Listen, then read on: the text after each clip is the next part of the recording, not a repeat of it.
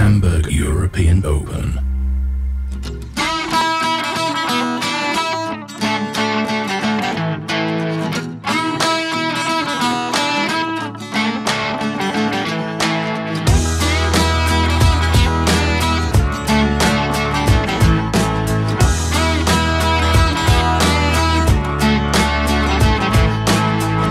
You've been here before with young Andy.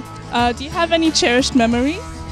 I do. I think the first year that I came, I remember Andy playing against James Blake on the centre court, and I remember that there were school children were invited from two local schools, and one school was invited to support Andy and one to support James Blake, and they sat at opposite ends of the stadium.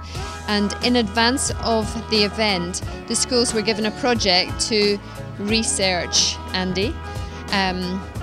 And I remember sitting in the stadium watching the match, and the children who were supporting Andy, they had the Scottish flag on their faces, they had big banners with the flag and with like Highland cows and castles and Scottish things on it, and they also knew that it was his birthday that day, and they sat in the crowd and sang happy birthday in English. And I remember that so clearly because it was such a good way of engaging children in the event, in our sport, and in one of the players to understand a little bit about them. And they did the same for James Blake with the American flag with the stars and stripes, and they sang Yankee Doodle Dandy and so forth. And it was really wonderful, and that was my biggest memory from 2006. And in 2007, when we came back, was Andy's I think 20th birthday, and he split a tendon in his wrist playing against an Italian guy called Filippo Volandri. I think it was 4-1 in the first set. Andy was winning, and he couldn't play on. He had to retire, and it's the only match in his career that he's ever retired in. And we had to take him to the hospital to get an MRI and so forth. And I remember that very clearly, that he realised that he wasn't going to be able to play for a number of months, and he was very disappointed, very down, and it was his birthday. So we took him out for dinner to try to cheer him up. We took him to a Japanese restaurant, and we were sitting at the table, and he was like this, you know, he was really struggling. And then this guy walked through the door of the restaurant, and he was enormous. I had no idea who he was, and Andy was just like... And it was Vladimir Klitschko, the boxer, and Andy's a massive boxing fan. And Brad Gilbert, who was Andy's coach, he went over to Klitschko, who sat at the bar, and asked him if he would come and speak to Andy. He explained what had happened. And Vladimir Klitschko came and he sat down at our table beside Andy, and he stayed almost the whole meal talking to Andy about how he dealt with injuries and setbacks and disappointments.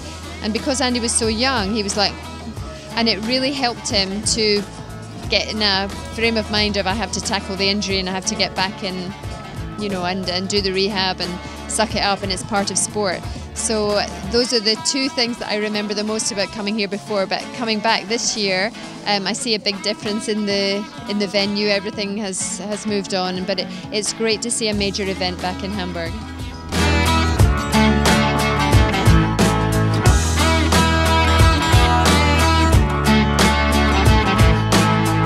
We've renovated our famous umbrella roof. How do you like it? I love it. The first year that I came, I saw the roof go up, and I sat and I was just like, I never saw anything like that before. You know, I think in Scotland at that time we only had a few indoor centres, but they were in purpose built. I'd never seen anything like that before. And it was really quirky, it was really funky, and it was really, really cool. In Austria, in Linz, we had you try Kaiserschmarrn. Today our local speciality is Hamburger Speck and Pfannkuchen. This is Hamburger Speck. No, that's the Pfannkuchen. What am I trying here then? Well, which one would you like to try first? I don't know, I try this one. It's the Pfannkuchen. This is good. This is a pastry that is very much cinnamon. This is very good. Yeah, I would enjoy that at breakfast or with coffee. And I think with this, I like this, the look of this one. Hamburger Speck. Speck is ham, isn't it? Ham? Yeah, that's very good also.